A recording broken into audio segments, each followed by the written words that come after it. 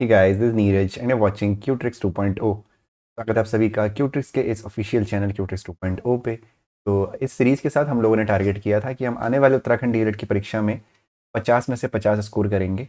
वही हम लोग उसी टारगेट को लेकर चल रहे हैं। तो आज की क्लास शुरू करते हैं। शुरू करने से पहले अगर आप लोगों ने चैनल को अभी तक सब्सक्राइब नहीं किया है, चैनल को सब्सक्राइब कर लीजिएगा और सब्सक्राइब करने के बाद बेल आइकन पर क्लिक करके ऑल पे ज़रूर क्लिक। और अगर आपको बेसिक मैथ्स पढ़नी है तो बेसिक मैथ्स के जो टॉपिक्स हैं वो नीचे डिस्क्रिप्शन में लिंक दिए हुए हैं, वहाँ पे जाके आप बिल्कुल इजीली बेसिक मैथ्स को पढ़ सकते हैं। ठीक है। और अगर किसी को कोई डाउट होता है तो उस पर्टिकुलर वीडियो के कमेंट सेक्शन में आप कमेंट कर सकते हैं। आप भले ही किसी भी बैकग्राउंड के हो, मैथ्स के हों, बायो के हों, आर्ट्स के हों, कॉमर्स के हों, आपको डेफिनेटली मैथ्स आ जाएगी। ठीक है। तो चलिए शुरू करते हैं आज की क्लास आज के पहले क्वेश्चन के साथ। तो जो आज का पहला क्वेश्चन है हमारा वो है, किसी छात्र को भिन्न का 7/9 ज्ञात करने को कहा गया। उसने भूलवश उस भिन्न को 7/9 से भाग कर दिया तथा ठीक से 8/21 अधिक भिन्न प्राप्त की। सही उत्तर ज्ञात करिए। देखिए, अब देखो जैसा कि मैंने पहले ही कहा है कि जो मैथ्स है ना आपके उत्तराखंड डीएलएड की, वो कहीं से भी पूछ सकता है। कोई वैसे तो हम लेके चलते हैं कि 6, 7, 8 और 9th। कल एक स्टूडेंट ने पूछा था कि सर बताइए कौन सी बुक खरीदें हम। कोई बुक परचेस करने की या करने की आपको ज़रूरत नहीं है। सिंपली आप जो वीडियोस हैं 10-10, 15-15 मिनट की वीडियोस आ रही है, इनको पढ़ते रहिए और नोटिफिकेशन आने के बाद जो रेगुलर 1-1 घंटे की क्लासेस चलेंगे उनको पढ़ते रहिए। उसमें हम आपको प्रैक्टिस करने के लिए शीट्स भी प्रोवाइड करेंगे। उन प्रैक्टिस शीट को करिएगा तो डेफिनेटली आपको हेल्प। ठीक है। किसी छात्र को किसी भिन्न का 7/9 ज्ञात करने को कहा गया। उसने भूलवश उस भिन्न को 7/9 से भाग कर दिया तथा ठीक से 8/21 अधिक भिन्न प्राप्त किया। तो सही उत्तर याद करें। अब इस क्वेश्चन को करने का जो तरीका होगा, हमें कुछ नहीं, बिल्कुल सिंपल जैसा क्वेश्चन बोल रहा है ना वैसे हम करेंगे। ध्यान दीजिएगा, प्रीवियस ईयर में आया हुआ क्वेश्चन है तो इंपॉर्टेंट है। हम ये मान के चल रहे हैं कि जो भिन्न है, सही उत्तर नहीं, हम मान रहे हैं कि भिन्न जो है वो x/y है। सही उत्तर तो अलग होगा। अब क्या बोला गया, किसी छात्र ने उस भिन्न का 7/9 ज्ञात करने को कहा गया। तो एक्चुअली क्या निकालने के लिए बोला, एक्चुअली इंटू 7/9 करने के लिए कहा गया। यानी अगर उस भिन्न को हम एक्चुअली सही करता वो तो कितना आता हमारा आंसर, हमारा आंसर आता 7x/9y। ठीक है। लेकिन उसने किया क्या, उसने उस भिन्न को 7/9 से डिवाइड कर दिया। तो डिवाइड का क्या मतलब है, डिवाइड का मतलब है कि उसने x/y इस डिवाइड को चेंज करके 9/7 कर दिया।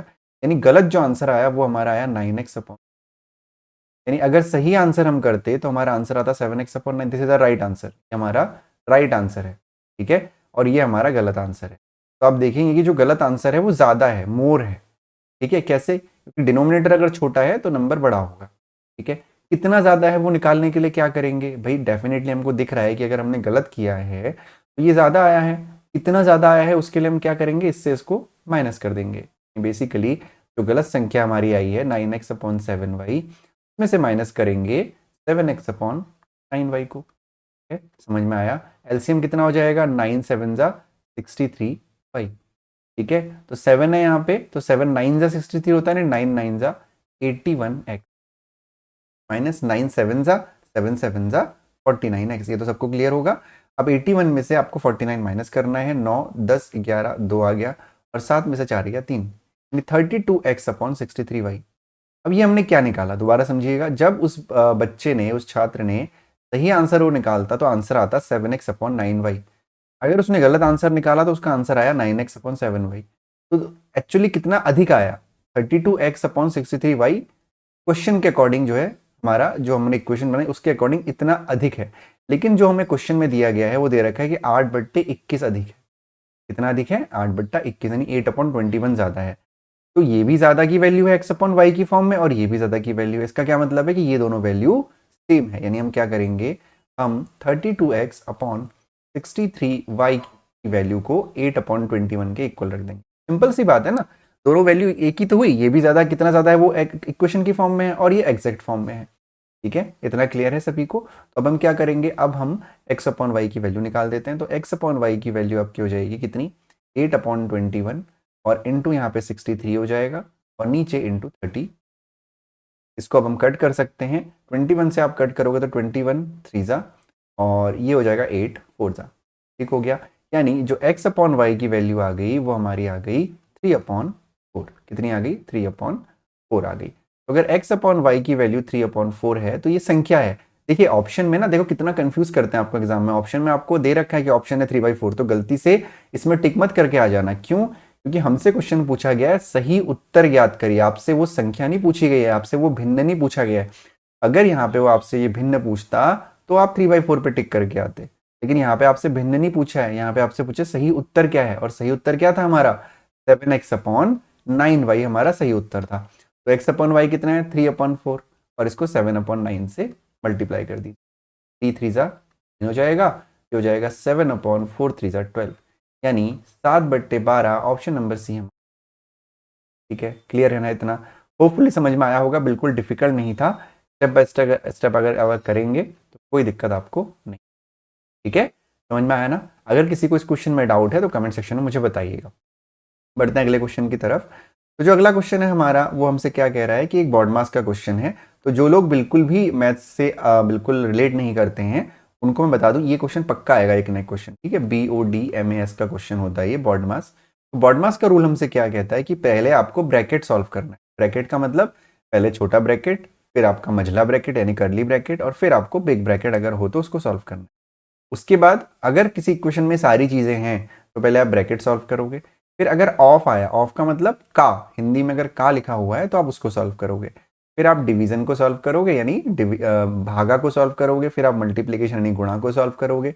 फिर आप एडिशन को सॉल्व करोगे, और फिर आप सब्सट्रैक्शन को। अगर इस क्वेश्चन को हम ध्यान से देखें तो हमें पहले क्वेश्चन को लिख लेना चाहिए, क्योंकि यहाँ पे आपको विजिबिलिटी थोड़ी छोटी आ रही होगी। तो मैं क्वेश्चन को लिख लेता हूँ 1+3/2 डिवाइडेड बाई 2/7 इंटू 4/3 प्लस 4। ठीक है, पहली ब्रैकेट 8 - 4 इंटू 8 का 1/4 -1 ब्रैकेट क्लोज, और प्लस का 1/2 कर्ली ब्रैकेट क्लोज। अब इसको सॉल्व करना है। तो इसको सॉल्व करने के लिए जैसा कि पहले क्या कहा मैंने, पहले मैंने कहा कि पहले आपको ब्रैकेट सॉल्व करना है। सबसे पहले छोटा ब्रैकेट सॉल्व करेंगे। तो अगर हम ध्यान से देखें कि छोटे ब्रैकेट के अंदर क्या है, छोटे ब्रैकेट के अंदर ये वाला पोर्शन है। तो अब छोटे ब्रैकेट के अंदर फिर से हम बॉड मास का रूल अप्लाई करेंगे। ठीक है, तो छोटे ब्रैकेट के अंदर अगर हम बॉड मास का रूल अप्लाई करेंगे तो पहले क्या सॉल्व करेंगे का। अब देखो यहाँ पे कंफ्यूजन हो सकता है कि भाई पहले हम 4 8 32 कर देता हूं मैं, नहीं ऐसा नहीं करना है। पहले का को सॉल्व करना है, और का मतलब भी इंटू ही होता है, लेकिन पहले हम सॉल्व इसको करेंगे, पहले हम 4 8 32 नहीं करेंगे। ठीक है, तो अगर हम इसको सॉल्व करते हैं तो मैं इसको अलग से रफ में सॉल्व करूंगा। 8 - 4 8 का 1/4 यानी 1/4 ऑफ 8, फोर्सेस -1, तो फोर्सेस को कट करेंगे हम, 4 2 8 आ जाएगा। ठीक है, तो ये हो जाएगा 8 - 4 इंटू 2 - 1। तो अब आपने पहले ऑफ सॉल्व किया तो डिवीजन आता है, उसके बाद ओ के बाद डिवीजन यहाँ पे है नहीं, फिर मल्टीप्लीकेशन आता है नहीं, फिर आप इसको सॉल्व करोगे। यानी 8 - 4 2 8 -1। तो 8 - 8 आपका कट गया यानी 0 हो गया, बचा हमारा -1। यानी जो इस स्मॉल ब्रैकेट के अंदर है इस पूरी की वैल्यू कितनी हो गई, -1 हो गई। ये समझ में आ गया सबको? तो इसको मैं इरेज कर दे रहा हूँ क्योंकि हमारे पास ऐसे क्वेश्चन के लिए जगह कम होती है। तो इसकी पूरी वैल्यू क्या आ गई, -1 आ गई। करली ब्रैकेट वो स्मॉल ब्रैकेट खत्म हो गया, -1 और प्लस का वहां पे 1/2 बचा। कौन सा, ये वाला 1/2। ये हो गया आपका करली ब्रैकेट। या बाकी इसको हम एज इट इज ऐसे ही लिख देंगे 1+3/2 डिवाइडेड बाई 2/7 इंटू 4/3 और प्लस का। अब हमने क्या सीखा कि हमें फिर ये वाला ब्रैकेट सॉल्व करना है। ठीक है, और यहाँ पे अगर कुछ नहीं है तो इसका मतलब इनटू है, तो पहले ये वाला ब्रैकेट सॉल्व करेंगे। तो -1 + 1/2 इसको अलग से सॉल्व कर लो अगर यहाँ पे मैं करना चाहूँ तो। -1 + 1/2 इसके नीचे आप 1 मानेंगे, 2 एलसीएम लेंगे, 1 2 2 यानी -2 और प्लस का 1, तो हो जाएगा -1/2। यानी इस पूरे की जो वैल्यू होगी, इस पूरे की जो वैल्यू हो जाएगी वो -1/2 हो जाएगी। ठीक है, चलिए करते हैं इसको। 1+3/2 डिवाइडेड बाई 2/7 4/3 प्लस का 4 इंटू का -1/2। ठीक हो गया। अब हमें क्या पता है कि भाई ब्रैकेट हमारे सॉल्व हो गए। अब हमारा डिवीजन बचता है, यानी सबसे पहले हम क्या करेंगे, डिवाइड वाले को सॉल्व करेंगे, यानी हम इसको सॉल्व करेंगे। ठीक है, इसको सॉल्व करेंगे। मैं यहाँ पे जो हमारा रफ स्पेस है तो मैं यहाँ पे सॉल्व कर लेता हूँ। 3/2 इंटू 3/2 है, ये आपका कितना हो गया 3/2। ये डिवाइडेड बाई 2/7 है, तो डिवाइड का क्या मतलब है, अगर डिवाइड के सिंबल को हमें चेंज करना है तो इसको इनटू में करके जो बाद वाला नंबर है उसको रिवर्स कर देते हैं, तो ये हो जाता है 7/2।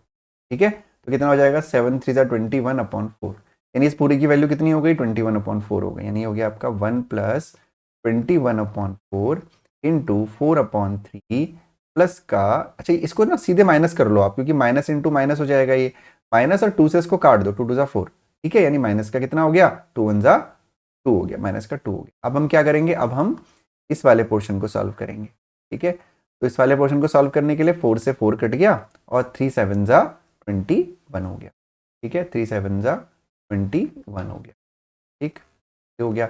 अब हम इसको सॉल्व कर लेते हैं अलग से, तो ये आपका हो जाएगा 1 प्लस 7 माइनस, तो 1 प्लस 7 कितना होता है 8, 8 माइनस 2, यानी हमारा आंसर हो गया, क्या हो गया, यानी ऑप्शन नंबर बी हमारा आंसर। तो होपफुली क्वेश्चन आपको समझ में आया होगा। इजी क्वेश्चन है, बिल्कुल डिफिकल्ट वाले क्वेश्चंस मैं नहीं करवा रहा हूँ। इवन देखो कितना आसान क्वेश्चन है, तो मैं बार बार रिकमेंड कर रहा हूँ, अगर कोई आर्ट्स या कॉमर्स बैकग्राउंड का है तो उन वीडियोस को जाके पढ़ो, डेफिनेटली आपको चीज़ें समझ में आ जाएंगी, ठीक है।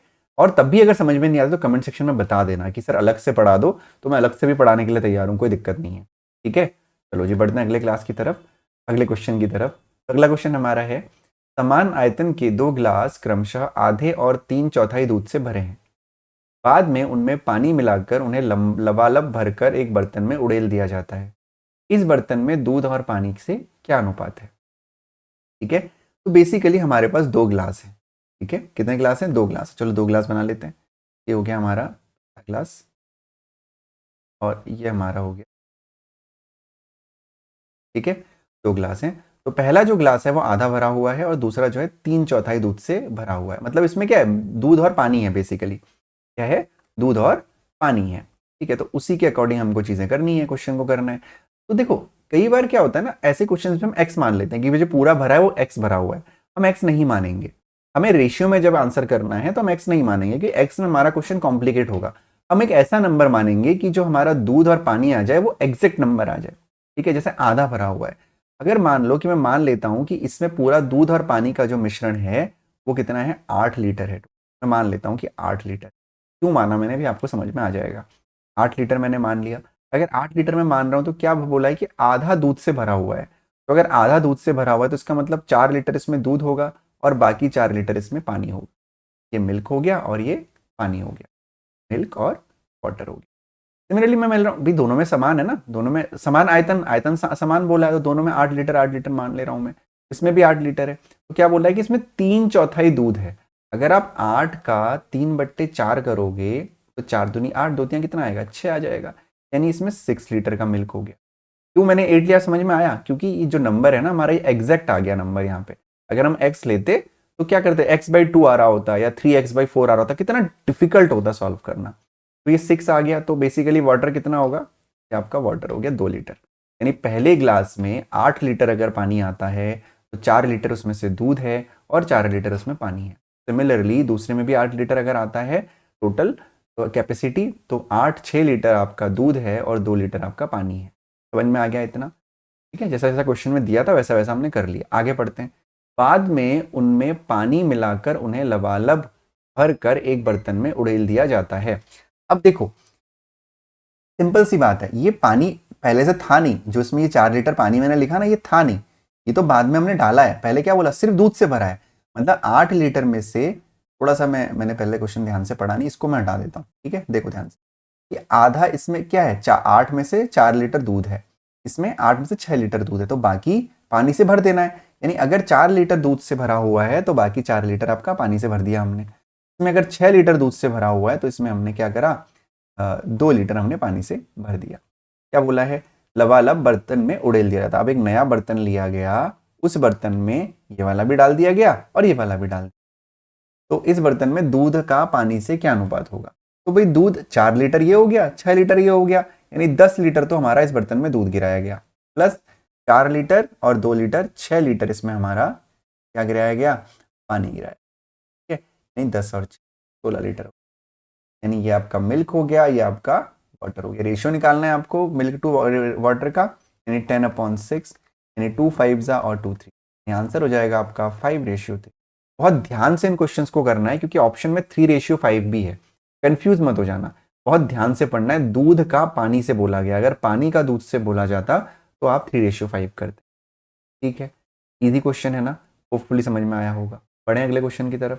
तो जो अगला हमारा प्रश्न है वो है, एक वस्तु में लागत मूल्य यानी एक वस्तु के लागत मूल्य यानी क्रय मूल्य यानी कॉस्ट प्राइस और विक्रय मूल्य का जो अनुपात है वो 20:21 है। तो प्रतिशत लाभ ज्ञात करिए। बहुत ही आसान क्वेश्चन, ठीक है। तो प्रतिशत लाभ ज्ञात करने के लिए हमको प्रतिशत लाभ का फॉर्मूला आना चाहिए, जो मैं कई बार बता चुका हूँ। प्रॉफिट परसेंटेज का फॉर्मूला होता है profit upon cost price into 100, ठीक है। यानी लाभ प्रतिशत बराबर लाभ बट्टा क्रय मूल्य गुणा 100।